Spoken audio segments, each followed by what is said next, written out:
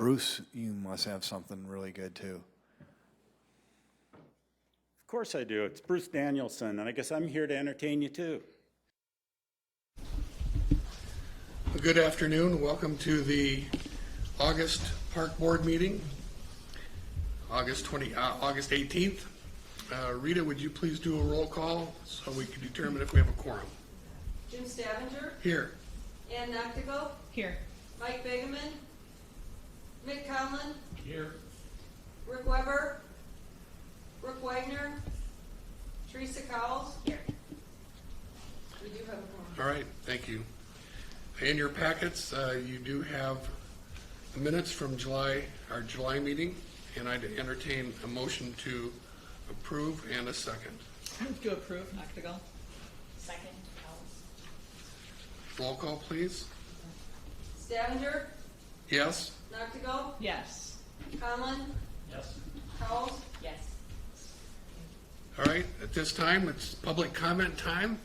If you aren't on the park board and you're a guest here, please identify yourself so that we can get you on camera and everything. And if you have some comments that you'd like to share about anything that's not on the agenda today, now would be the time to do that. If you have comments when we have an agenda item, we'll do them at that time. So, Mike, why don't we start with you? I'm Mike Cooper. I'm currently serving as the interim director of the Mary Jo Wagner Arboretum. Thank you. I'm Sue Aguilar. I'm the president of the Mary Jo Wagner Society Board. Thank you. Kelby Maris, Parks and Rec. Thanks, Kelby.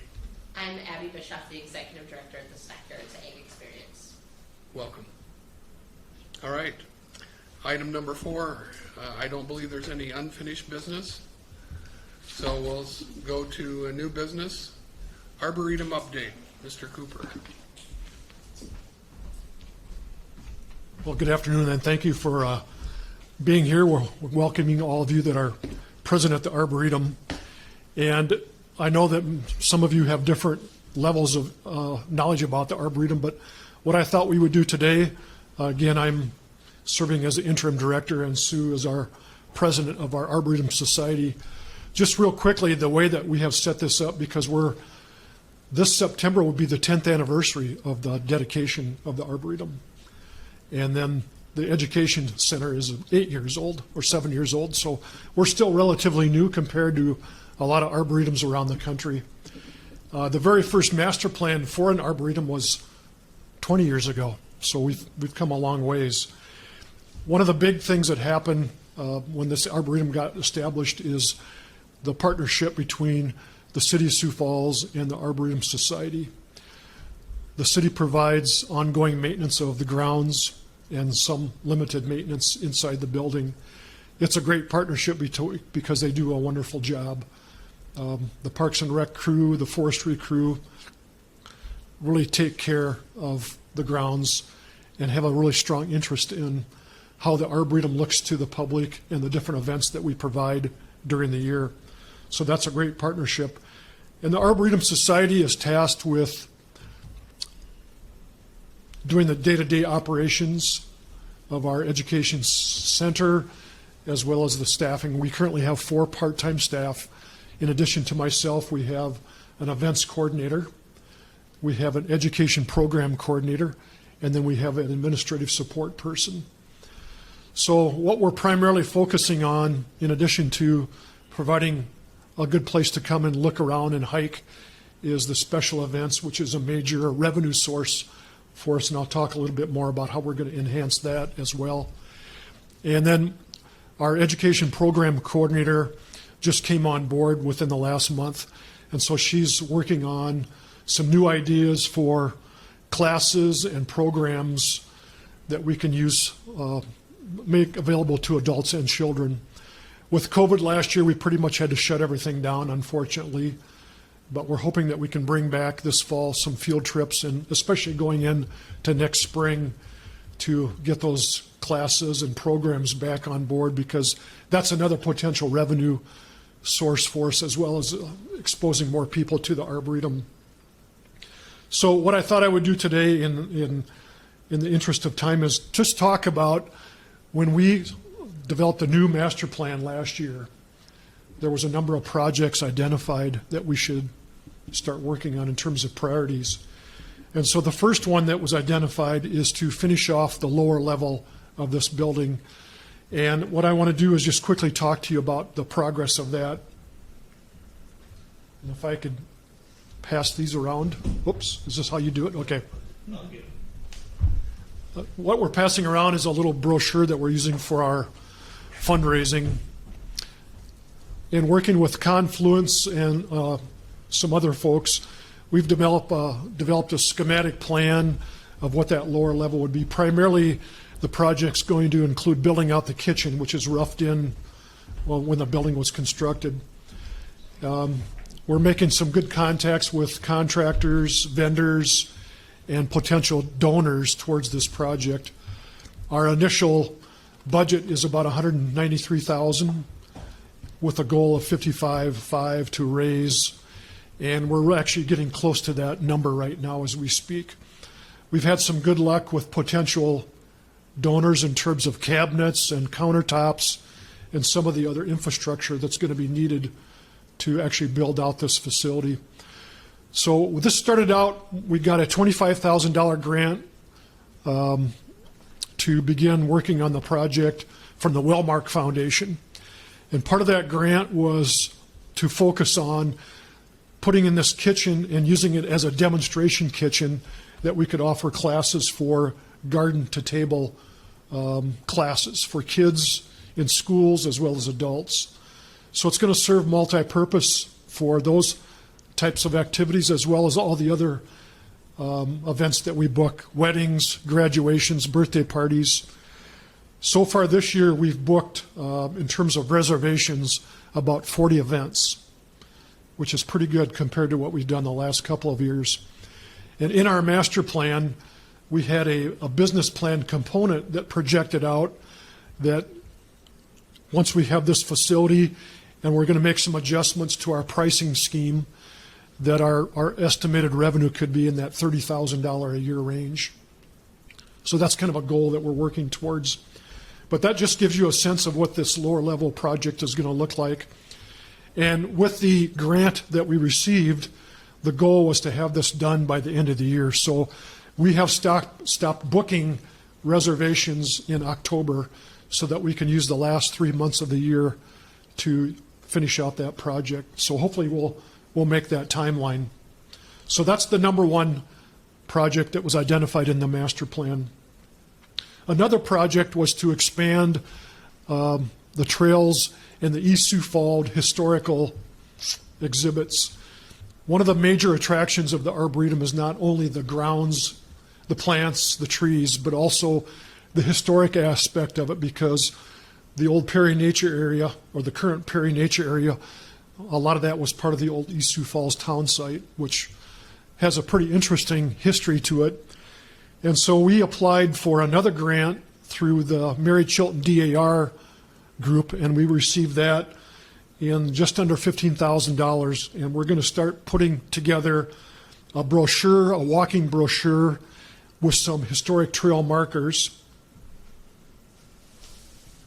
And I'm going to pass around this exhibit that kind of shows you what we're working on. We've identified about 18 different potential locations within the old East Sioux Falls town site that we could put some markers and kind of identify what used to be there. So that's going to be a walking brochure as well as trail markers. And we're actually going to be doing a walk around tomorrow morning with Confluence and the city staff and others to make sure that we're doing these in the right locations and that we're identifying the right historical elements. But that came about because the archaeological survey through Augustana College, they did a pretty detailed look at the old grounds a number of years ago. And then Wayne Fanabast, who is an author and used to live out here, has written a lot about the old East Sioux Falls town site. So we're using a lot of that information as well. So we hope to have that done by the end of the year as well, the brochures as well as the trail markers. And then along with that, last night, the Sioux Falls City Council had a major breakthrough with us, I'll call it that, because they came through with Don's support, the staff support, the Arboretum Society support, and support of the City Council to put us back into the capital program, as well as the operating assistance over the next 3 years. So that was a pretty big deal for the Arboretum, and we really appreciate that support. And one of the things that we're going to work on initially is to look at designing and then constructing a larger Sioux Falls History Plaza, which again is taken right out of our master plan, and that would go near these other exhibits that are on display now. But one of the things that I've witnessed since being here almost every day is a lot of families will come in with their kids and kind of say, well, what is there to do in the building? And there really isn't a lot to do in the building because it's set up for classes and programs. But what I think we could do with this outdoor plaza is make it really interactive for kids and adults, to make it more of an interest, an attraction for people to learn about the history of East Sioux Falls. And I think, again, it's not going to be a big revenue generator, at least initially, but I think it's going to increase awareness for people of what the Arboretum is and the old East Sioux Falls town site. So we're pretty excited about working on that as well. So again, I think what we've been focusing on as a board is we really want to implement this master plan because a lot of effort went into it. And again, the city was very, very instrumental in supporting that effort to get that going. So not only implementing the capital improvements, but also implementing the business plan so that we can become more self-supporting. And with the city funding that was approved last night, at least the first steps in those approvals, that's going to really help us move a long ways. I think our board is becoming a lot stronger than it was in the past and more focused. And so we really believe that we're going to be able to carry out some of these big ideas and make the Mary Jo Wagner Arboretum even more of an attraction and a destination, along with Arrowhead Park and the other park and rec amenities that we have in Sioux Falls. So that's a very quick overview, and unless you want to add something to that or if you have any questions. Again, thank you for coming out here today, and we look forward to having you back again. When we have our grand opening of our lower level, we'll invite you all to kind of see how that turned out. How many people could be in the lower level? Yeah, the lower level can accommodate about 100 people inside, and then we can overflow outside. So a lot of events book the room, but also we'll use the outdoor patio in the back. And we're also looking at some plans that we could do to enhance the outdoor patio in the future too. And in this room, we're at about, I think, 45 capacity comfortably. And we just booked another graduation for next May from Brandon Valley. So hopefully more of those will be coming into next year as well. So how are those connections being made? Is it through social media, or is it just you've always had that pent-up demand but weren't able to capture it in terms of events? Well, it's a combination of word of mouth, I think, and as well as we're getting more aggressive now of getting our website better and also using social media. So I think that's what's going to drive even more activity. There's a new private event barn going up right across the road from us, and we've already discussed a partnership with them that we could host the wedding ceremonies and the pictures here at the Arboretum, and then they would host the receptions. So those are the kind of partnerships and connections that you just need to build on to make it even more of a destination. But this year, other than the month of July, almost every weekend we have something booked for an event, which is great. And that's going to be one of the factors that even when we have this nice lower level build out, there's only so many weekends in the year that we can offer, but some weekends we'll have 2 or 3 events. And some will be indoors and some will be outdoors and some will be both. So it really gives us a chance to offer a wide variety of options for people, which is nice. A lot of growth out here too, so nice timing. Yeah, we're getting more and more surrounded by people and other things. So, yeah, we're looking at adding some more garden projects. So the list continues on, and that's what we like to see happen. Looks great. Yeah. I'd just like to thank Mike and Sue for their leadership and doing a great job of really building their board, working with a business plan, developing the programs and activities out here.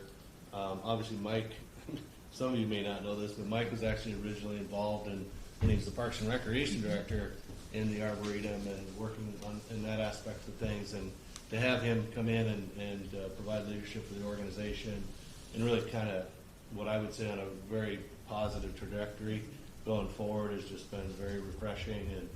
And it just, I think that there's just faith that the Arboretum Society is really, moving in the right direction. And I think a reflection of the city's investment in both in the capital and on the operating side as a result of their work to really put the Arboretum on a good path. So Could you explain those two components a little bit more in detail for us? Yeah, so there's two components, and Mike, you can chime in too, but $300,000 in the capital program in 2023 for the first phase of capital improvements out here, and then also operating dollars to be able to support what we would call kind of the Title I schools to get them out here to be able to do educational programming.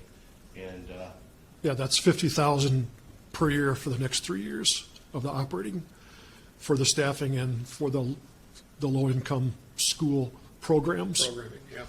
And so that's great. And then the capital program for the construction. So, that's a pretty big jump from what we've had before. And what is there a plan specifically for those capital dollars? We'll be using the For priorities some of of the things? the master plan, yes. Yeah. Mhm. Nice. Great. Well, thank you for putting us on the agenda and giving Thank us you this for time. Stepping in on an interim basis and doing a great Okay. job. Yeah, looks good, you guys. Be careful. Interim sometimes doesn't stay. well, he's already been here longer than he planned, so that's been a good thing for us. Thank you, Mike. Thank you. All right, gate fee applications. Kelby. Yes, thank you. There are 3 different applications to charge a gate fee. One of them is for the Augustana Twilight Cross Country Meet, which will take place on September 3rd at Yankton Trail Park. They are proposing to charge $10 per car for entrance into the meet. This is a similar fee that they've used in the past for the same event. Obviously, this event didn't happen last year, but it's the same fee that they have used in previous events. The second event is ESD softball tournament to be held at Sherman Park, and they are proposing essentially $5 per adult and student for entrance into the tournament. The fees for this tournament would be used to help pay umpires and for school travel to be split evenly between the teams. And the Augie, the fees will be used to offset costs associated with hosting the event. The third is the Nike Heartland Regional, which will be held on the 14th of November at Yankton Trail. They are proposing a $10 per vehicle entrance fee to that meet as well. Again, that's their historic fee for that event. I'd be happy to answer any questions, but staff would recommend approval of the gate fees. Any questions? All right, I'd entertain a motion to approve these 3 gate fee applications in a second, please. All right, Mick, Second. Ann, thank you. Roll call, please. Stavinger, Yes? Noctigal, Yep. Conlon, Yes. Cowles. Yes. Thank you. All right, thank you. Horse barn. Yeah, so this is an option to extend the lease that we currently have in place with Stockyards Plaza for the lease of the horse barn at Falls Park. The original lease was from January of 2016 through December of 2018. There were 2 3-year options to extend, so this would be the second option to extend and the final option to extend in the original lease, which would provide an extension for this lease from January of 2022 through December of 2024. Abby is here with the Stockyards Plaza. She can explain a little bit more about the programming and their attendance and the kind of things that they see there at Falls Park. Hi, everyone. Thanks for having me today. And thanks to Mike. He was a big part of our project, too, when it kicked off. So a lot of stuff that you've got your fingerprints on here. So we just came off of our busiest month ever at the barn. We are up. I mean, it's not fair to compare to last year because obviously it was a very different year for travel and tourism. But we're up something like, I want to say, around 150% over 2019 summer. So we did go to free admission at the barn May of 2019, and since then it's just been a huge increase. So we used to charge $5 a person for adults and $3 for kids. Eliminating that admission has been one of the best things that we've done. People don't come to the park expecting to pay for anything anyway, and now we just see way more people come through. More people are getting to see the exhibits and experience things, and it, you know, fulfills our mission more to have those folks come through. So we hit our 20,000th visitor this summer as well. So again, things are just going really, really well at the barn right now. We have started to dabble more into some programming to kind of start drawing more people in and thinking about the plaza when we get to that point. You know, having some programming established and ready to go. So we've got, word of mouth and things like that out there. So whether that's stuff that we do online and deliver digitally during COVID months, or whether that's stuff that we're inviting folks in and having different events like that, those are things that we're working on. We did roll out private rentals for like private playtime during COVID because we saw that people were looking for an opportunity to bring their family into a safe place so it could just be them and they could come and enjoy themselves. So we did that as well. Yeah, I didn't plan a ton of stuff to bombard you guys with. I'd happy to answer any questions you might have. We're really content. We're really happy. I mean, people love the building too, and that's one thing. I mean, we've got a list of FAQs about the building itself because a lot of people are just really attracted to the building and the history there. So we love being in there, and that natural connection to agriculture with the building is wonderful as well. Now, you stopped charging a fee, but Yep. you also now have Free will donations. donation. Yep, So yep. How does that? It's about a wash. Is it? Yep. You know, it depends on the month. I think we average something about 40 cents a visitor is our average of what people are donating as they come in. So still helps cover some of those revenues, but it's pretty much a wash. So. And when you mentioned the private rent, do you actually charge rent, or? We encourage a $50 donation. So yeah. So. Nice. But we want to definitely be accessible to everybody, which is a big reason that we got rid of the admission fee. You know, we're right in a very diverse area of town, so we wanted to make sure that those educational opportunities that we're providing to folks are free of charge. So if there was somebody that really wanted to have a birthday party there and they couldn't afford it, I'd figure out a way to make it happen. So, yeah. I might add that when Jackie said, hey, we need to extend this option or talk about it, and I said, well, let's bring Abby in, see if I know what's going on, because usually I hear about stuff going on at the horse barn, and it isn't always good. So I'm just like, what's going on? She goes, we're happy. Yeah. And I'm just like, well, then we're happy too. Yeah, well, Don said in that meeting, he was like, I just never hear from you guys. I'm like, I could find something to complain about if you wanted me to, but I don't like complaining. So, no, it's great. And the park staff, Mike, who runs the Falls Park crew down there, just does a phenomenal job. And we just, we're happy as can be. So. I'm going to expose my ignorance a little bit. you tell me more about what's going on in Sure, South sure, I haven't been in. sure. Yeah, no problem. Well, first of all, come on down. We'd love to have you. We've got. We do. Yeah, we've got 2 exhibits in the museum. So our top level is the 92-year history of the Sioux Falls Stockyards. So really more of a traditional museum experience. We've got some interactive TVs and some artifacts and a really well done, I can't take credit for it because I wasn't there when they put it together, but a fantastic historical exhibit. And then our lower level is more of an interactive farm-to-table exhibit, so really teaching people where their food comes from. So talk about the main 3 commodities grown in the area as well as the main livestock. We've got kind of a fun play kitchen that everybody, that's really the popular place. It's kind of children's museum style, can learn different facts about their food. So, yeah. And then we have plans for an outdoor plaza that will be really a continuation of that lower level, which is that modern farm-to-table exhibit, giving people an opportunity to learn more about agriculture. And, you know, when the census comes out, and it's the first time in South Dakota's history that there are more urban folks than there are rural folks, it just, you know, makes our project seem even more relevant, as there is that wider disparity between folks that, you know, like me, that grew up on a farm and moved to the big city, or folks that didn't grow up on a farm. You know, they've just always lived here. So we see that that removal of people kind of understanding. You know, there's always a kid in every field group, I think, that comes in that thinks milk just comes straight from the grocery store. They don't know that it comes from a cow first. So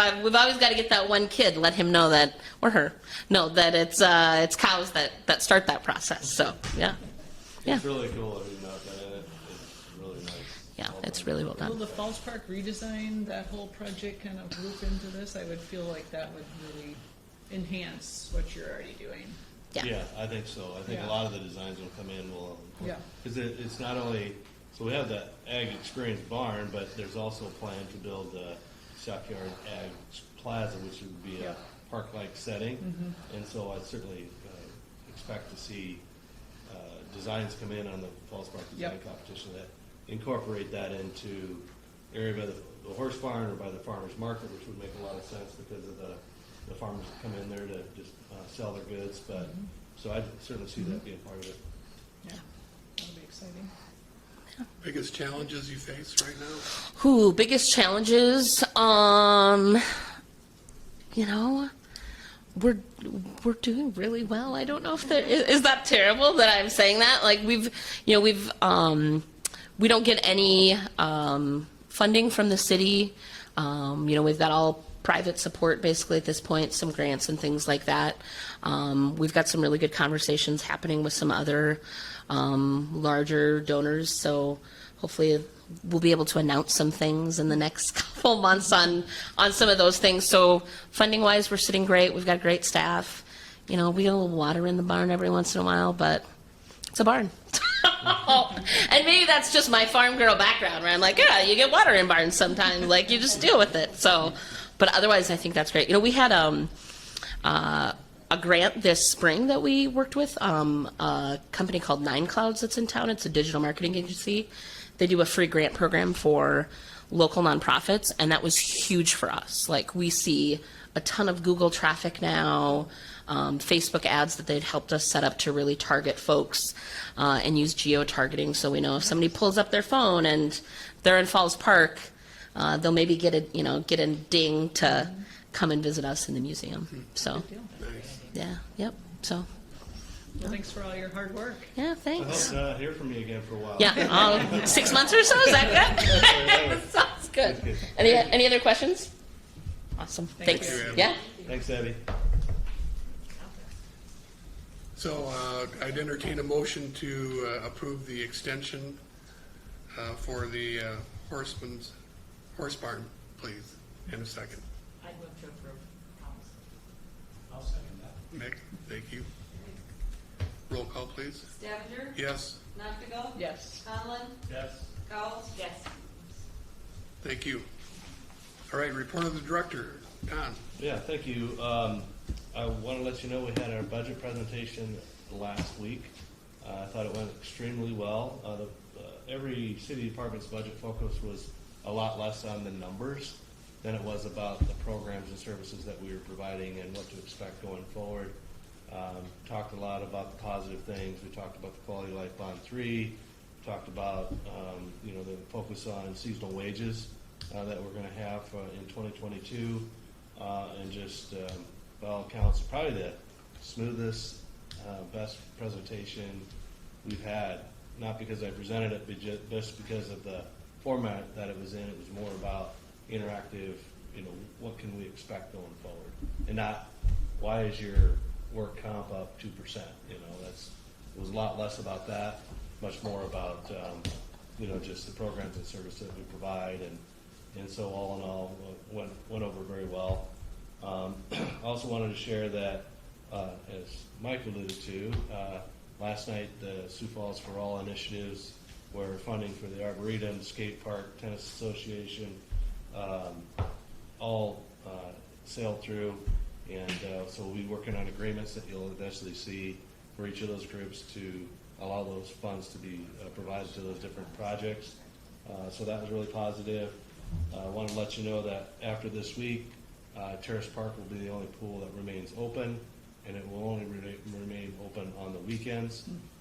Just from a staffing perspective, kids have gone back for high school sports, fraternities, sororities, college sports, band, choir, whatever else is going on. And so just when we lose people, that's what happens, and that happens every year. It's a little different this year, obviously, because of we weren't able to get all the pools open this year. So anyway, we'll be down to one, and just on the weekends after this week. So wanted you to be aware of that.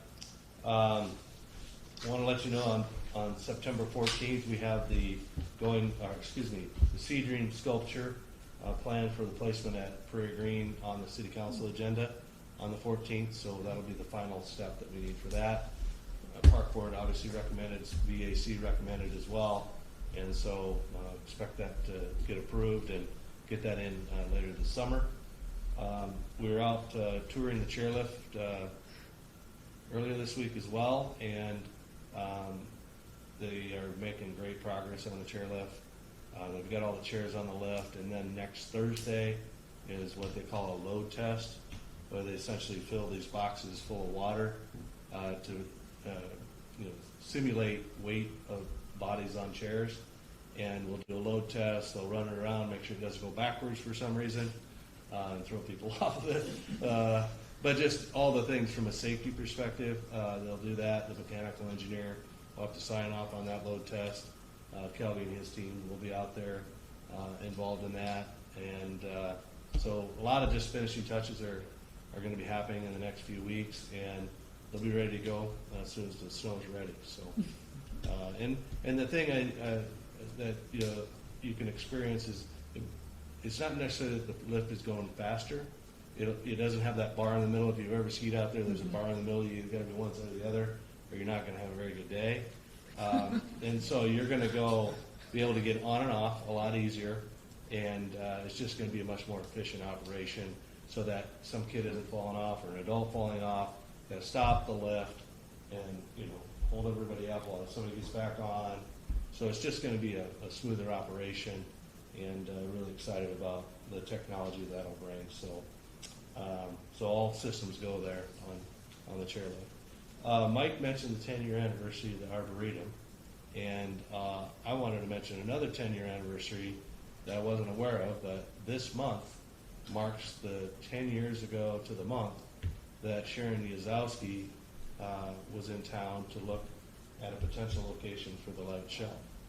Oh, wow. And so it's kind of ironic that they're the same year, but she was actually in town on Friday because the Levitt was having a kind of an art display of the Levitt lawn, and had artists come in and kind of draw scenes, and people could buy the art and that kind of stuff. But Sharon happened to be in town as well, just checking on us, so to speak. We gave her a bad time and asked her if Sioux Falls Levitt was the very best one in the country, and she wouldn't say for sure, but I think she's very pleased with how things are going here in Sioux Falls. And so anyway, she threw out that little piece of trivia that she had been here about 10 years ago, but it really goes to show you about how these ideas and how long it takes to get an idea from idea to actually a real product. So anyway, just wanted to share that as well. So glad to take any questions you have.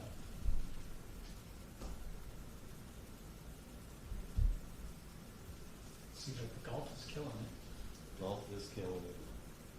They're doing really good. We need a new clubhouse in Elmwood, which is part of that quality life bond, so that's great to see. Good.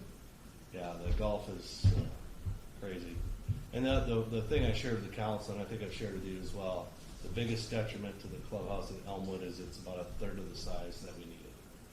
You know, and it's just, we have to turn events away all the time because it's just not big enough, or it's not of the quality that most people would like to have for their corporate event. It's just old, tired, and it's old as I am, so it's old. Really old. You're better looking than the clubhouse. Well, I don't know. Toss up, probably. Other questions or comments for Don? Thank you, Don. You bet. Item number 7, items added after the agenda deadline. I don't believe there are any. Item 8, reading of any communications to the board. I'm not aware that we have any of those. Item 9, open board discussion. Time for any discussion item that any board member would like to talk about. All right. If not, I'd entertain a motion to adjourn. Move to adjourn. Thank you, Ann. Meeting adjourned.